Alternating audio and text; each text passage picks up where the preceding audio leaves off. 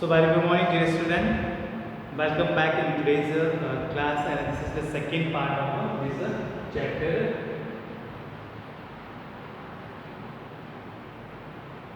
So, in today's class, first we are going to discuss about the difference between the weather and the climate. As you know that in the previous class we discussed, we defined the weather and the climate. So, the major difference between the weather and climate is that weather means the day-to-day information about the rainfall, about the temperature, about the humidity, and about the wind speed is known as what weather. But the climatic condition, or you can say that about the climate is the average of the weather of a place. It's a average information of a weather over a long time period of a place. Is example is known as what climate. If we are taking example that if we taking example of Himalaya, so most of time the Himalaya is covered with the snowfall. So we can say that the climatic condition of Himalayan region is what cold, snow and cold. कि just like Himalaya जो है ना जनवरी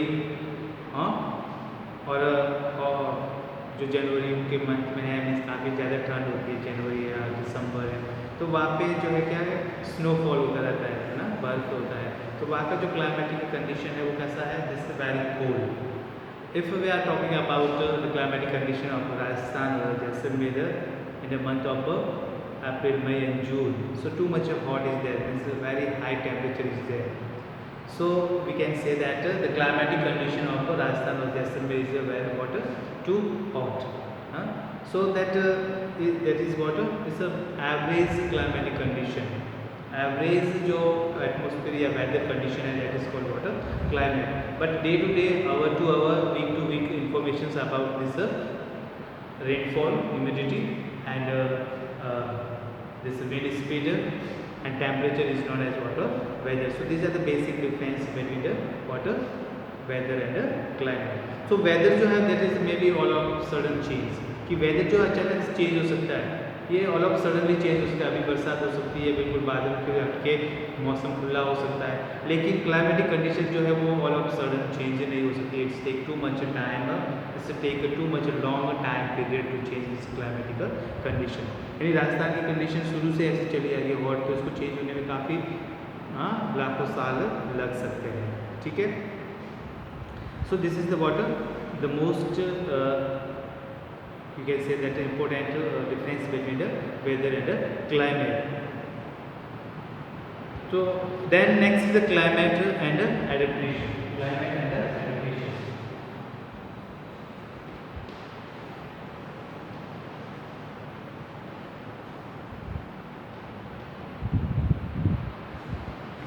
Climate and adaptation. And adaptation is a specific feature of water, the living organism that makes it possible for to live in a particular place. Means adaptation क्या है? Adaptation is a specific or particular feature of an organism which make it to live in a particular area.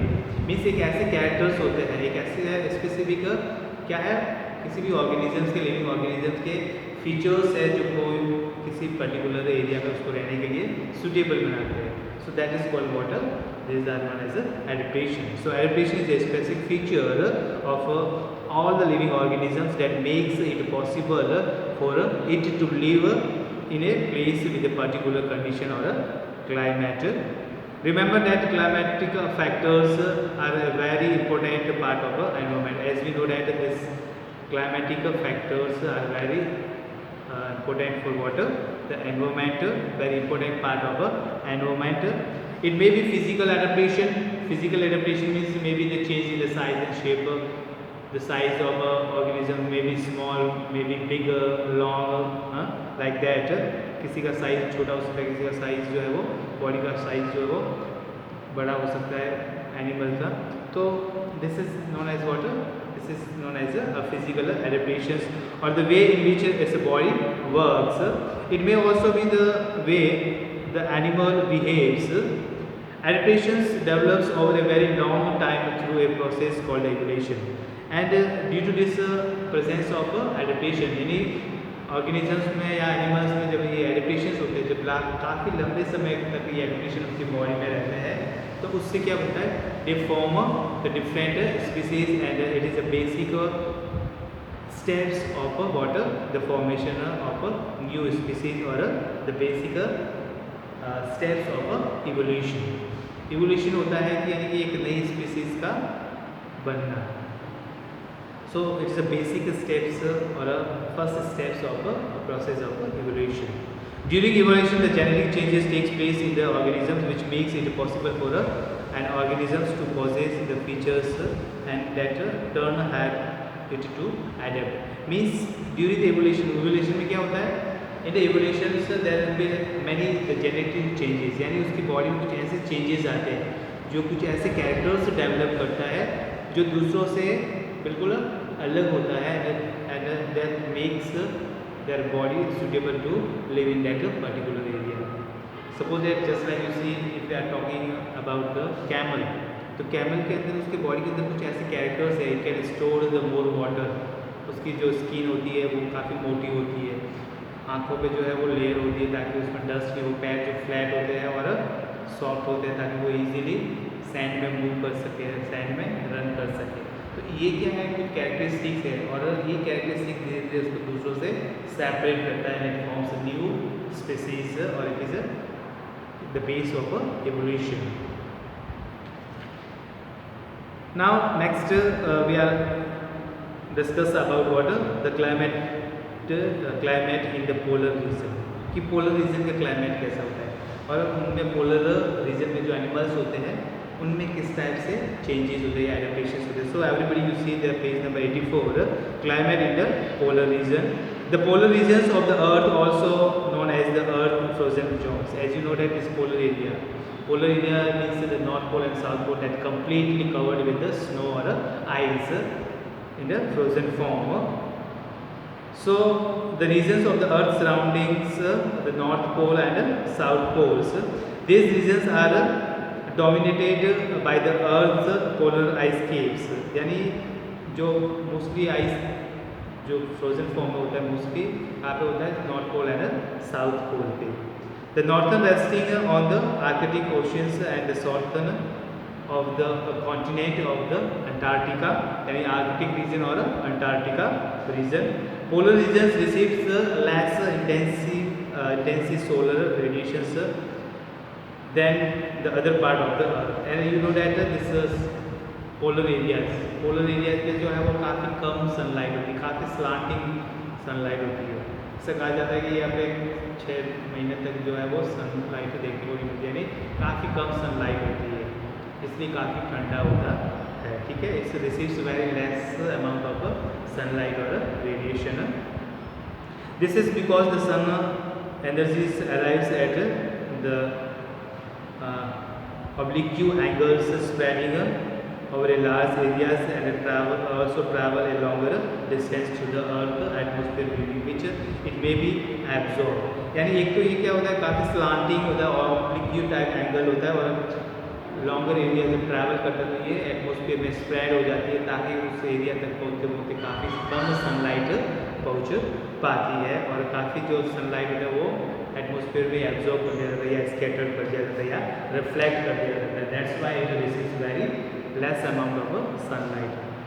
This is what causes the winter to be the colder than the rest of the year in the temperate area as well. और ये reason है कि वहाँ पे काफ़ी ज़्यादा ठंड रहता है दूसरे पार्ट के कंपेरिजन.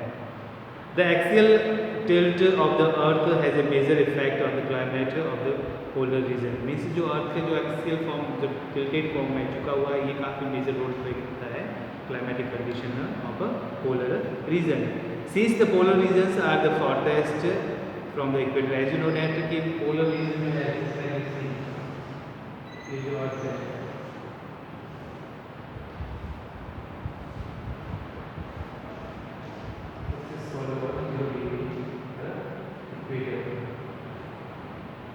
ये north pole and this is called south pole.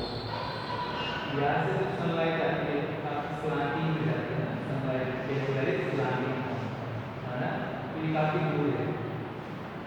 इस हिसाब से यहाँ पे सनलाइट काफ़ी कम पहुँच पाती है, काफ़ी स्लांटिंग फॉर्म में पाती है, इसलिए ये एरिया जो है काफ़ी फ्रोजन एरिया, पूरा यहाँ पे आइस जमा रहता है। ठीक है, तो यहाँ पे मोस्ट ऑफ द ईयर्स जो है वो क्या होता है, ठंडी रहती है और काफ़ी क्या होता है, स्नोफॉल होता रहता है, बर्फ जमा हुआ रहता है।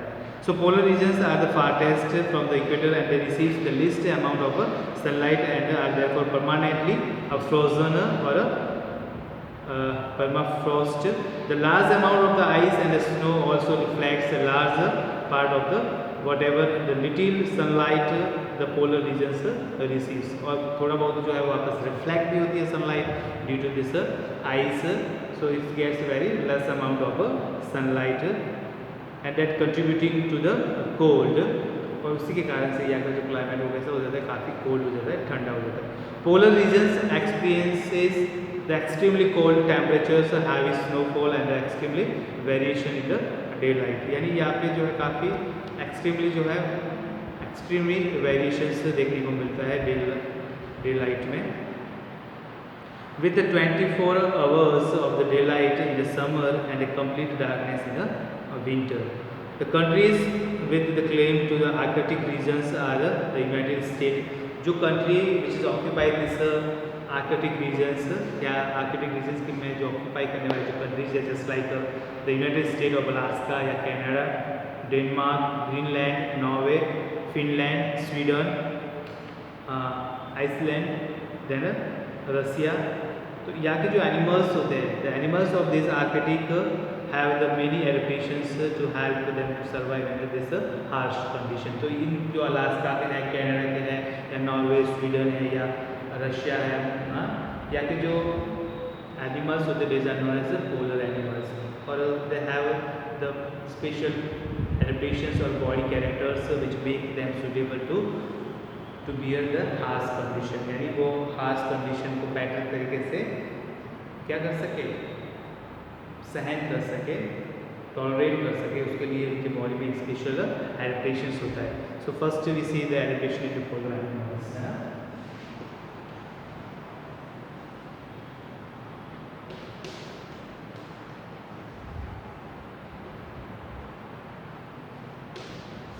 So first some examples of polar animals. This polar bear.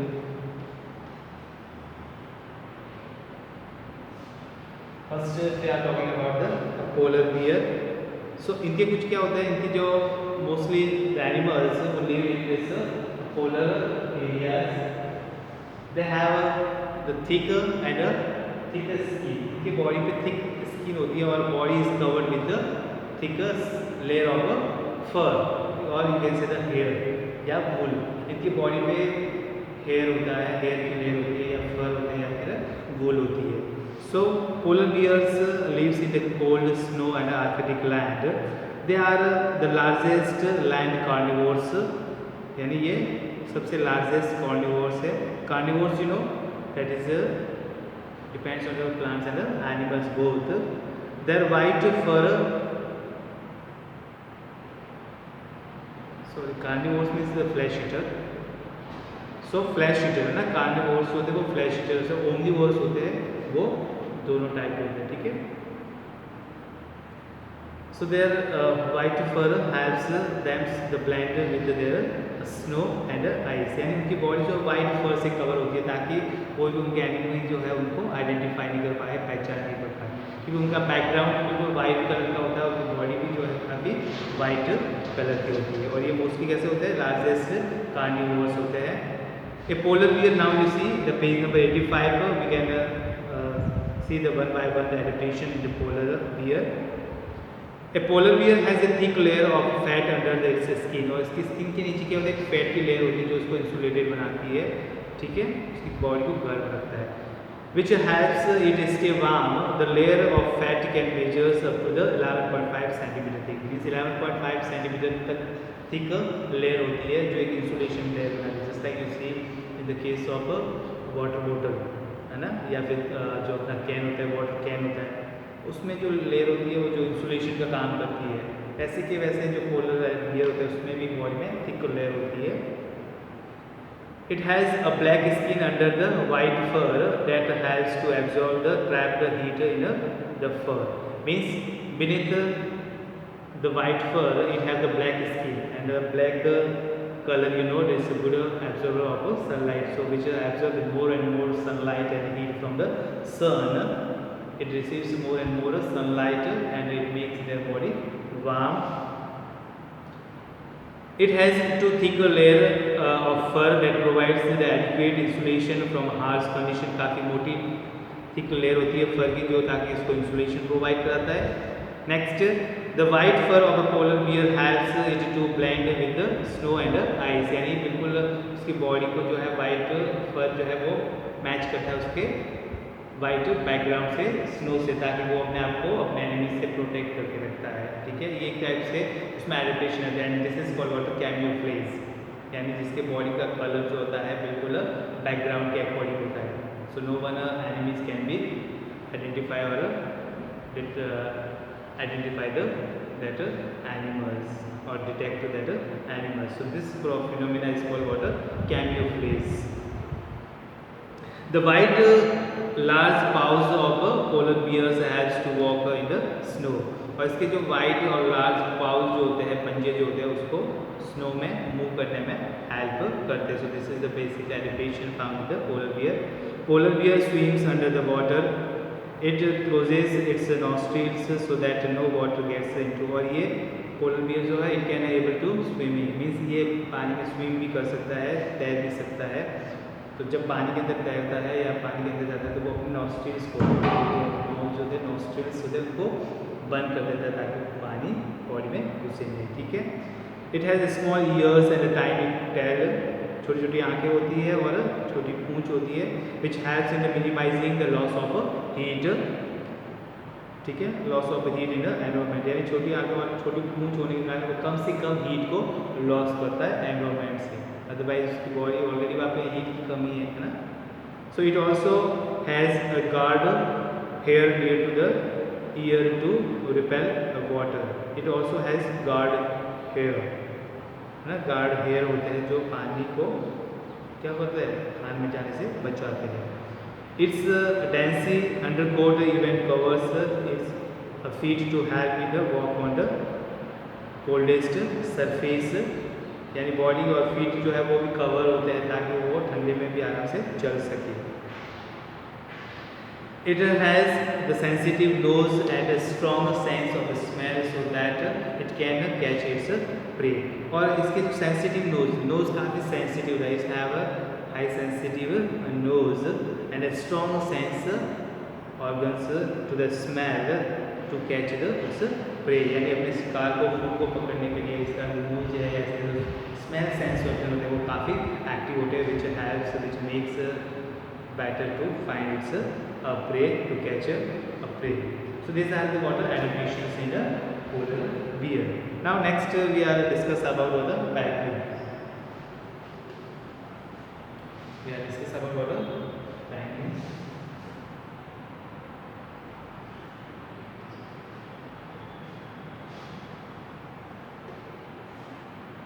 Penguins. This penguin is also a animals which is found in a cold area or a polar area.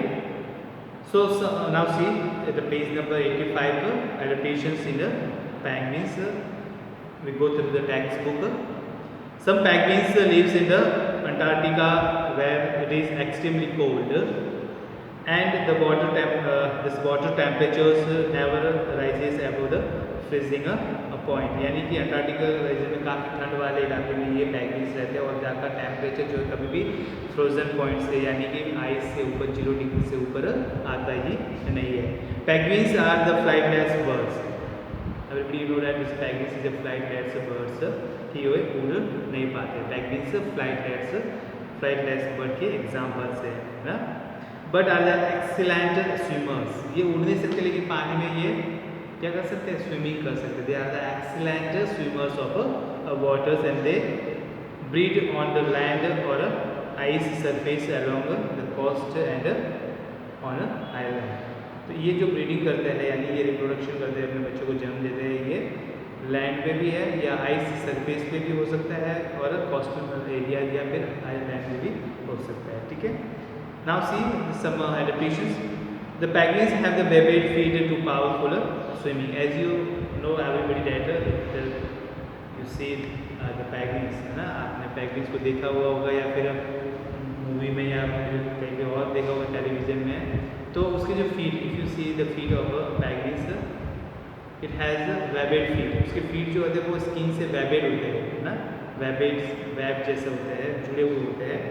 सो वो क्या होते हैं, because it makes it's powerful swimmers, यानी उसको swimming करने में ये वेबेड feet help करते हैं। Just you see in the case of divers, जब वो पानी में गोता कूद जाते हैं, डाइव लगाते हैं, तो वो फ्लिपर्स पहन के जाते हैं पैरों में, है ना, ताकि वो इजीली स्विमिंग कर पाए। तो पेंगुइन में ये एडेप्टेशन है कि उसके ऑलरेडी पहले से नेचुरली भगवान ने ऐसा पैर बनाए ताकि it can easily water swim under the water. Their body are streamlined like fish to reduce the drag in the water, यानी जो whatever the water resistance afford by the water it can be reduce by the streamline body of penguin. Penguin की body जो है वो streamline होती है, just like a fish. Streamline is what is the streamline shape, means the shape of a body pointed from the top side and broadened from the middle side and again pointed towards the tail side, यानी आगे से pointed होती है, बीच में चौड़े होती है, wider होती है और पीछे से वापस कैसा होता है, शॉर्टर होती है ना, पॉइंटेड नैरो। इस टाइप की शेप को कहते हैं आपका स्ट्रीमलाइन शेप होती है, इस टाइप की शेप।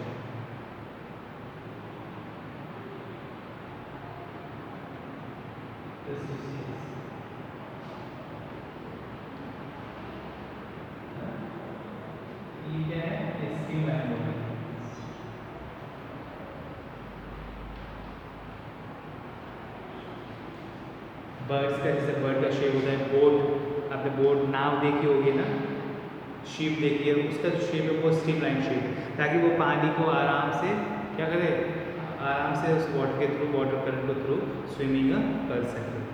तो ये भी एक एडेप्टेशन है कि उसकी बॉडी जो कैसे होती है, स्ट्रीमलाइन बॉडी होती है, that reduce more and more resistance offered by the water current. Their wings shaped like the flippers and also help in swimming, और इसके विंग्स जो होते हैं वो फ्लैपर जैसे होते हैं ताकि वो इजीली स्विम कर सके। Penguins have to keep their body temperature to remain active and they have the thick skin and lot of fats और ब्लूबर्स, यानी इसकी बॉडी को टेम्परेचर को एक्टिव या टेम्परेचर को मेंटेन करने के लिए, बॉडी को गर्म रखने के लिए इसके बॉडी पे थिक स्किन, मोटी सी स्किन होती है और फैट की लेयर होती है जिसको कहते हैं ब्लूबर्स। The fat layer of a penguin is called what? Blubber. Next one, they also huddles together with their friends to keep warm. यानी वो, if you see that the penguins always live in a group, एक दूसरे से चिपके चिपके से होते हैं, एक दूसरे के बिल्कुल चिपके से, है ना, पास पास में रहते हैं, अटैच, ताकि वो एक दूसरे के बॉडी से कनेक्ट हो, अटैच हो, हडल में रहते हैं, ग्रुप बना के रहते हैं ताकि वो गर्म रख सके अपने आप को। तो ये भी एक एडेप्टेशन है, this is also one type of adaptation. ये कोई ऐसा ही नहीं है, ये भी उनके बॉडी को क्या है, सर्वाइव रखने के लिए या फिर अपने आप को गर्म रखने के लिए एक वे है, एक तरीका है, ठीक है। इसलिए वो हडल्स में रहता है, ग्रुप में रहते हैं।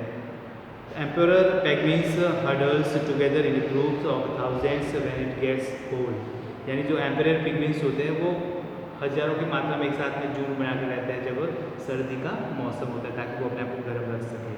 The dark colour feathers of penguins back surface absorb the heat from the sun, और डार्क और ब्लैक कलर के उसकी बॉडी जो आपको नीचे से देखा होगा तो वाइट कलर की होती है, लेकिन ऊपर सरफेस होता है that is covered with the black feathers. So black feather means that black color is a perfect or good absorber of sunlight or heat that's make their body warm, यानी ज़्यादा से ज़्यादा सनलाइट को, heat को absorb करेगा और body को गर्म रखेगा। So that helping them to the warm up. Penguins tightly packed the feathers overlap to provide the waterproofing and warmth. Penguin जो है वो टाइटली पैक्ड फीदर्स होते हैं और ओवरलेप किए हुए ताकि वो अपनी बॉडी को वाटर प्रूफिंग रख सके और गर्म रख सके।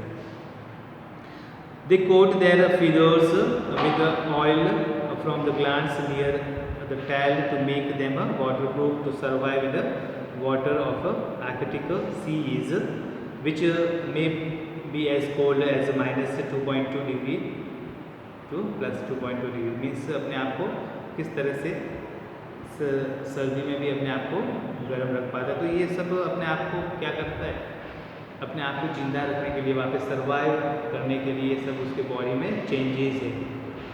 These are the special characteristics developed or acquired by the animals who live in that particular region or in a polar areas, maybe in a polar bear, maybe polar fox, maybe in a this penguin. They have alternate colorations on their head, neck and beak areas to easily avoid predators. यानी predator को avoid रखने के लिए उसका जो body का part होता है वो अलग अलग कलरेशन का होता है ना. अल्टरनेट कलर्स होते हैं, डार्क कलर है, कभी वाइट कलर है, कभी में दूसरा कलर है. तो ये क्या है, सब ये सब जो है वो क्या है, एडेप्टेशन है. So these are the adaptations found in the polar region, animals in the polar bear और penguin. So other animals living in the polar regions including the many types of fishes, musk oxens, reindeers, foxes, seal, vultures, na, walruses and whales and birds. तो ये क्या है, ये कुछ और भी दूसरे एनिमल्स हैं जो ये पोलर रीजन में या पोलर क्लाइमेटिक कंडीशन में या एक्सट्रीमली कोल्ड क्लाइमेट में रहते हैं. तो उनके भी बॉडी में ऐसे ही क्या है, summer adaptations they acquired and they make their body to best suit in that condition. So this is all about what the climatic adaptations in the polar animals. So in polar animals we discuss more better about polar bear and penguin, and we also discuss the adaptations that make their body or make them favorable to suit in that harsh condition. Okay.